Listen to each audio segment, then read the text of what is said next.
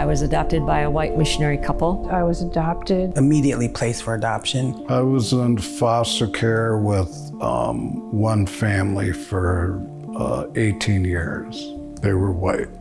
My parents loved us, and I understand that, but at the same time, they took the idea that they were saving me. Saving us from ourselves. Being saved, and I should be grateful for the life that I've been given, because any child on the reservation would give anything to live as I was living. They took us away from our mom. They came marching right in and literally took us and thousands of other children from their home. It's a way to eradicate us.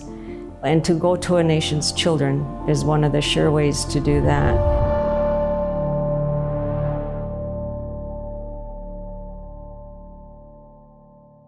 The U.S. has a long and brutal legacy of attempting to eradicate Native Americans. For centuries, they colonized Native American lands and murdered their populations. They forced them west and pushed them into small, confined patches of land. But Native Americans resisted. A Board of Indian Commissioners report said, instead of dying out under the light and contact of civilization, the Indian population is steadily increasing. And that was an obstacle to total American expansion. So the U.S. found a new solution: to absorb and assimilate them. It all started with an experiment and a man named Richard Henry Pratt. He had in his charge some prisoners of war, and he taught these men how to speak English, how to read and write, and how to do labor. He dressed them in military uniforms and basically ran an assimilation experiment. And then he took his results to the federal government and said, they're capable of being civilized. So he was able to get this project funded. In 1879, the government funded Pratt's project, the first ever off-reservation boarding school for Native American children. His motto was to kill the Indian and save the man. What started there at the Carlisle Indian Industrial School was nothing short of genocide, disguised as American education. Children were forcibly taken from reservations and placed into the school, hundreds, even thousands of miles away from their families. They were stripped of their traditional clothing, their hair was cut short. They were given new names and forbidden from speaking their native languages. To take our children and to indoctrinate them into Western society, to take away their identity as Indigenous peoples, their tribal identity. I think it's one of the most effective and insidious ways that the U.S. did do harm to Indigenous peoples here, because it targeted our children, our most vulnerable. And they tried to make us ashamed for being Indian, and they tried to make us something other than Indian. There are also accounts of mental, physical, and sexual abuse, of forced manual labor, neglect, starvation, and death. My great-grandfather went to Carlisle, and nobody in my family ever talked about it. So if you Google Indian boarding schools, the majority of the pictures that you will see will be actually from Carlisle. Colonel Pratt created propaganda. He hired a photographer to create those before and after photos to show that his experiment was working. So it was, intentional propaganda. And it worked. The Carlisle model of education swept the country and led to the creation of over 350 boarding schools to assimilate Native American children. On the one hand, we have the Navajo as we find him in the desert. Few of these boys and girls have ever seen a white man. Yet, through the agencies of the government, they are being rapidly brought from their state of comparative savagery and barbarism to one of civilization. In 1900, there were about 20,000 Native American children in these schools.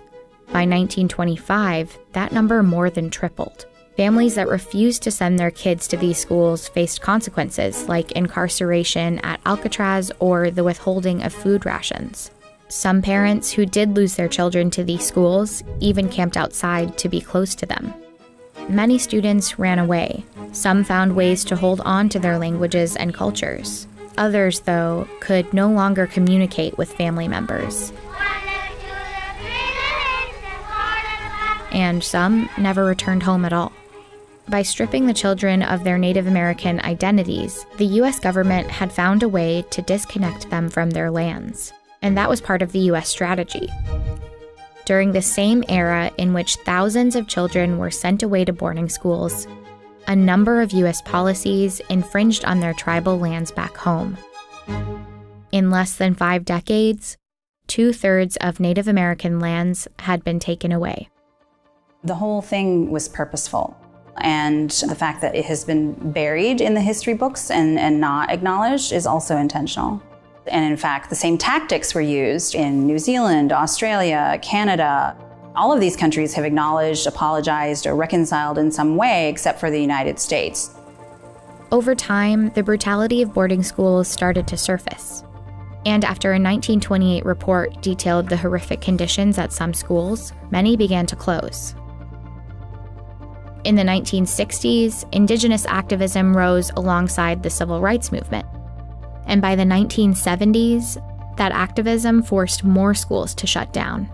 The government handed over control of the remaining boarding schools to tribes to be run in partnership with the Bureau of Indian Affairs. But just as the boarding school era started fading, another assimilation project took shape: adoption. The main goal of this pilot project was to stimulate the adoption of American Indian children to primarily non-Indian adoptive homes. They claimed it was to promote the adoption of the forgotten child, but it was essentially a continuation of the boarding school assimilation tactics. And the strategy came with a financial advantage for the government too. Adoption was cheaper than running boarding schools. But first, adoption officials had to sell white America on the idea of adopting Native American children. Feature stories like this one in Good Housekeeping marketed them to white families. They were described as unwanted, and adoption gave them a chance at new lives. In the end, their media campaign worked. White families wanted Indian adoption. But the problem was, many of these children were not orphans that nobody wanted. They were kids often ripped apart from families that wanted to keep them. You still will hear stories today of people, my age, older, saying, I remember as a child, the social worker was coming and people would hide their children. On reservations, social workers used catch-all phrases like child neglect or unfit parenting as evidence for removal. But their criteria was often questionable. Some accounts describe children being taken away for living with too many family members in the same household. An extended family is a big thing for Native people, and that means being judged for being in a house that's overcrowded. So it's always whiteness is the standard for success, and everything else is judged by that standard. By the 1960s, about 1 in 4 Native children were living apart from their families. The official Indian Adoption Project placed 395 Native American children into mostly white homes, but it was just one of many in an era of Native American adoptions. Other state agencies and private religious organizations began increasingly making placements for Native American children too. My mother giving me up was a white person telling her if she didn't, she would never see her other kids again. In one of the documents I have, it's addressed to my biological father, Victor Fox, that he was trying to look us up to get a hold of us. But Hennepin County wrote, Daniel and Douglas are adapting very well in their new family. This was totally, it was a false statement. When you're adopted, you know you're missing something. I think I've likened it to having when someone has a 500-piece puzzle and they have all the pieces to make this pretty picture except one. My adoptive mother was not well, verbally, physically, and sexually, and spiritually abusive. So by By the time I was 14, I started drinking. 15, drugs were added, and I became an addict to numb. I didn't realize I was numbing pain. I tried suicide, tried slicing my wrist one time. Children were taken and believed like I believed for a long time that there was something wrong with me versus something wrong with the system. The Indian Adoption Project was considered a success by the people who set it in motion.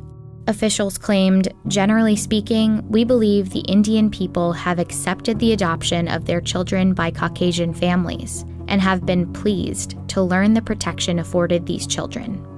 But the truth was unsettling. These hearings on Indian children's welfare is now in session. Well, I was pregnant with Bobby, and the welfare kept coming over there and asking me if I'd give him up for adoption. Before he was even born? Yeah. They picked up my children and placed them in a foster home. And I think that they were abused in a foster home.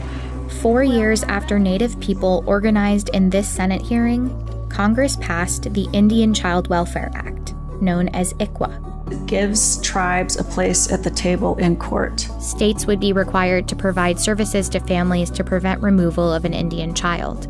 And in case removal was necessary, they would have to try to keep the child with extended family or another Native American family.